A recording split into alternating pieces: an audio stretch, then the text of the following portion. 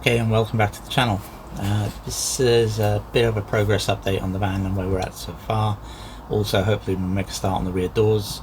The cracking issue on the rear doors is a very common issue on these vans. It's the metal's very thin, and I can't imagine that the guys who've got the rear mounted wheels and all the bits and pieces, I really can't imagine that's going to last any time at all.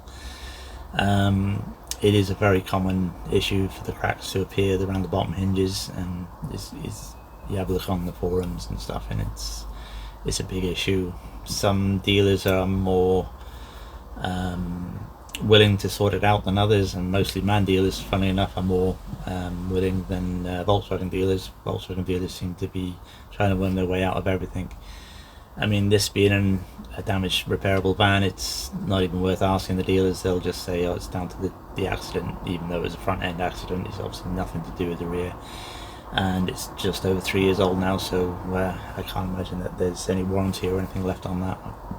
And I would rather just have a look at it myself. I know it's done properly. I've seen a couple of repairs done on the forums, and some of them aren't the best, to be honest. Plates riveted in and bits and pieces, so something we need to look at and get done properly. So the update on the progress is we've had the windscreen fitted. When I ordered the windscreen from MAN, it came, and there was extra wires and bits and pieces. When we actually came around to fit it into the van, we realised that the extra wires are for a heated windscreen element, which the original van never had. So even though I gave them the registration number, all the details of the van, this windscreen they sent came with heated elements. It's also come with a rear view mirror mount, which again, obviously there's no glass in the back of the van, so that never had it originally, but has worked in my favour slightly, because I did actually want to fit a rear view mirror, even though I'm not fitting rear glass. The idea being that I could fit a rear view camera basically, and one of the mirror screens, and basically have a rear view mirror as per normal, but without the rear glass. So that's actually worked out quite well. I can get on and do all that now, and I haven't got to actually buy the mounts and all the bits and pieces. I've been on eBay and bought a second-hand mirror, so I can just mount that on and then mount the screen to that, and that will be all good. So the screen's fitted. There's a few extra bits and pieces on the screen, being an updated model. With the heated screen elements, basically I've been through all the parts catalogues and all the bits and pieces looking for the buttons. So the buttons on the dashboard come as a pair or individually. I think it's the heated screen and the heated steering wheel. Obviously I haven't got a heated steering wheel, well, I'm assuming the steering wheel isn't heated. But you can also buy the buttons individually, so I'm told. So I've ordered the heated windscreen button for the dashboard, the correct one for this model. So when that comes, basically I can wire it up separately. It hasn't got to be really wired into the van as far as I can tell. I mean, heated windscreens years ago were just wires and relays, and that's pretty much all it needs. It just needs a live feed, a timed relay, a pulse from the switch, and it should work. So we're going to look into getting that done. It'd be a really nice addition during the cold months, winter and stuff, when I have to defrost the windscreen. I'm really looking forward to that. It's something that Fords have had for years, and I think Ford's had the patent on it. I'm not 100% sure on that, but as far as I know, a lot of Fords have fitted with it, and other car manufacturers have got it, but they obviously have to pay for it. So I can wire that in. Hopefully that will be done.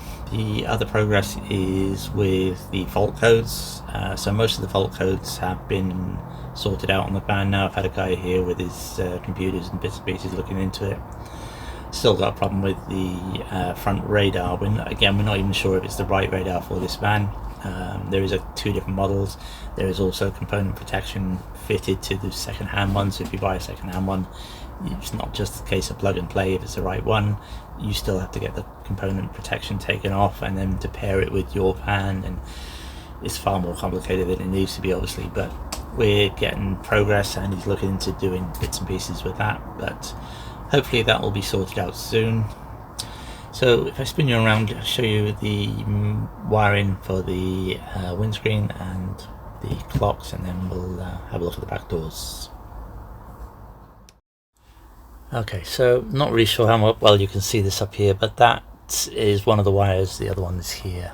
basically. So that's the 2 wires off the windscreen heating element. I believe they're the earth wires, so basically they can be earthed up here on the metal, and then the 2 positive sides, or the 2 power sides to the heating element, are down in the engine bay. I was worried that I may have to take the whole dashboard out to do that, but no, the 2 wires basically slip underneath the scuttle panel, and they're in the engine bay, and they clip onto a couple of studs welded in there. So that's quite handy. All I need to do, like I said, is wire that up and get the switch in, and I can't see any reason why that won't work. So that's quite handy. So the next thing, it was the dashboard clocks, and still got the same issues. If I put the key in, try and start it, we'll focus on there.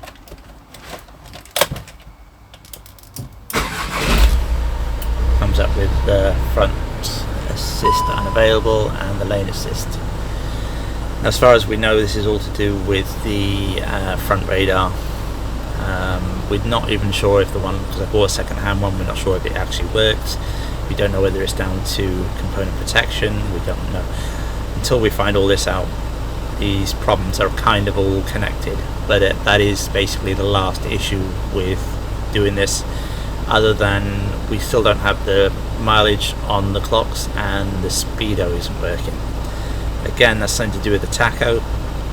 Even though the tacho now has been turned off, I'll turn this off a second. So even though the tacho has been turned off, it still hasn't put the mileage back onto the clocks. So again, that needs to be looked at, and it needs some work with the computers on it to sort it out.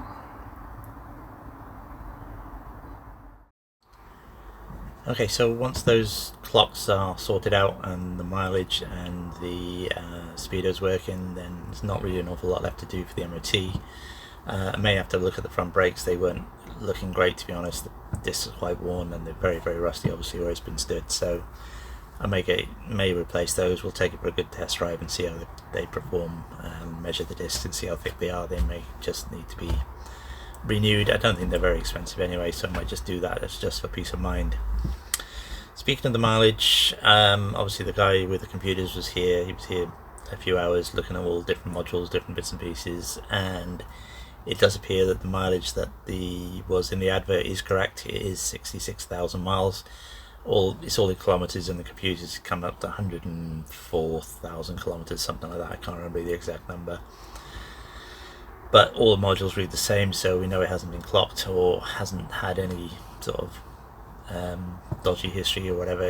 That is what the mileage is 66,000 miles. So that's quite nice to know, because there was debate whether it was something like 130,000 miles, which is far more than what was originally said. But that looks all good.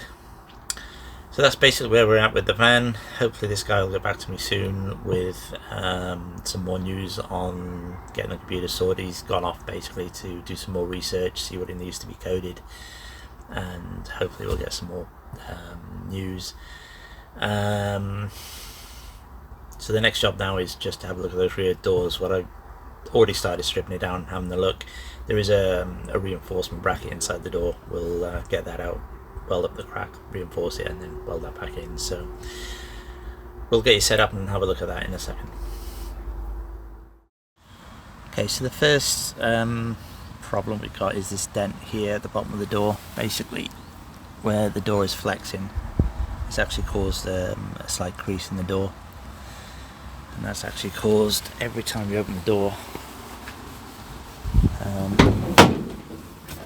It actually just puts pressure on this hinge. You can actually see it moving. So the crack is quite extensive. It goes quite a way underneath it, quite a way above it. So there is a reinforcement bracket in here, so if it goes up completely, you'll be able to see it better.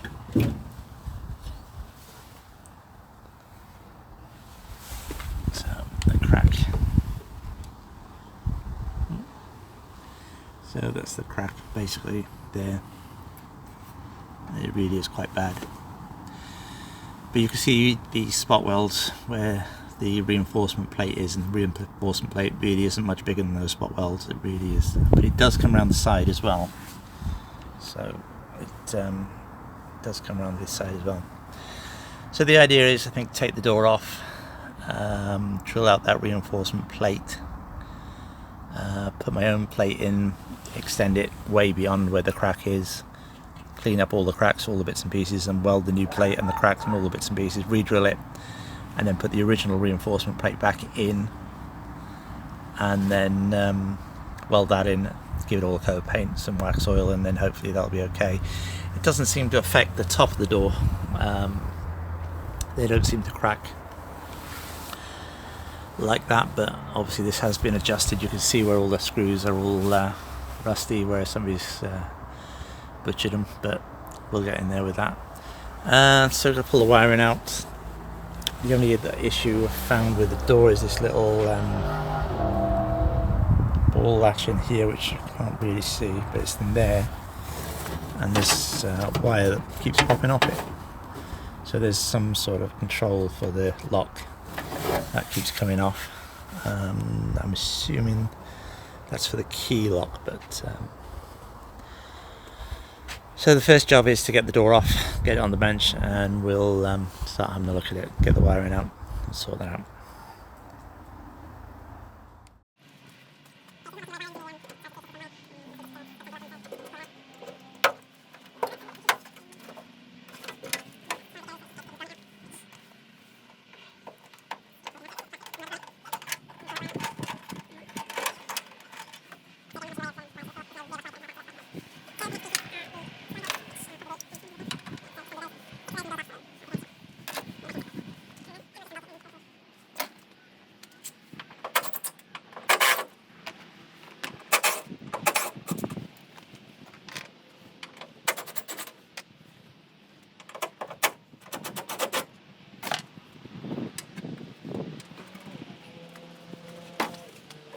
Okay, so this is a better look at the bottom of the door. Obviously this is very rusty. There's also rust here in that corner where it's been rubbing. These bungs, people do take them out to let the water drain out. Obviously one not fitted there, the two external ones are. Probably we'll end up leaving these out. Again, this big log of silicone, I have no idea why that's there, but assume it's somebody. But so definitely the next thing now will be to sort this crack out. So the first job, like I said, drill these spot welds, get this bracket out, and we'll have a better idea of what to do then. But hopefully I'm going to put a plate in sort of 8-9 inches, something like that, to cover it. Drill the holes and I'll bolt the plate in so we know that's in the right place, and then basically need the spider, and we can just weld the plate. Basically we can weld the crack to the plate underneath it, and then put the other plate back in, and go from there. So bring you back in a second once that's once we get sorted out with that.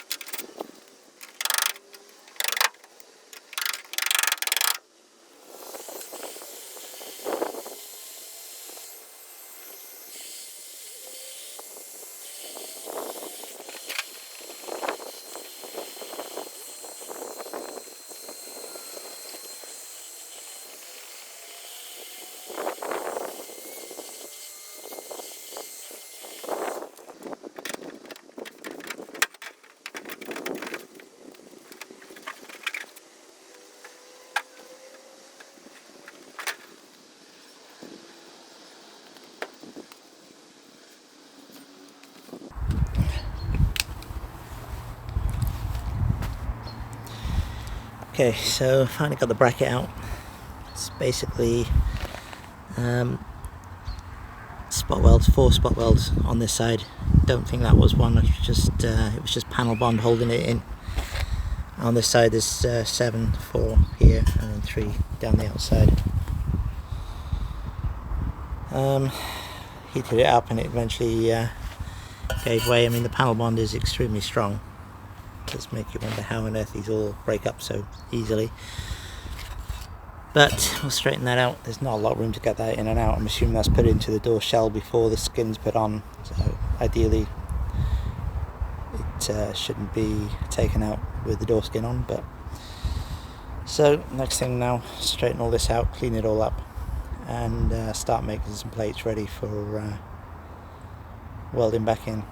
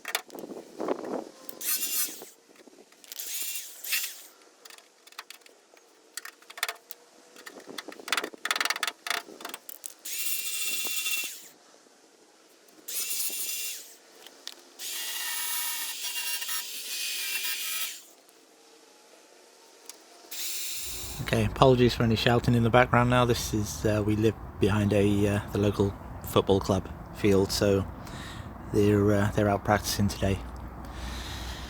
So the bracket's fitted, the extra plate is fitted, sorry, and the original bracket's all in there, it's all lined up.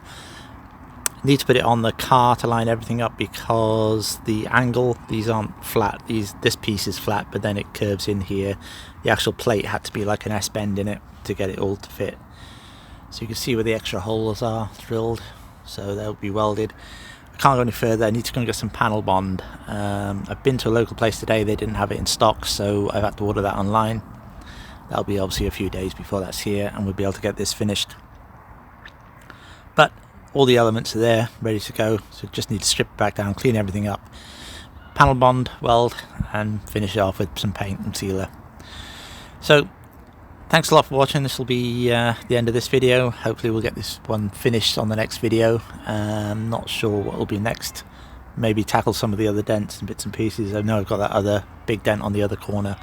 We'll get that done, and hopefully make some more progress with the dashboard side of things. But thanks for watching. Please do like and subscribe if you can. It really does help the channel, and I'll see you on the next video. Thank you very much. Bye bye.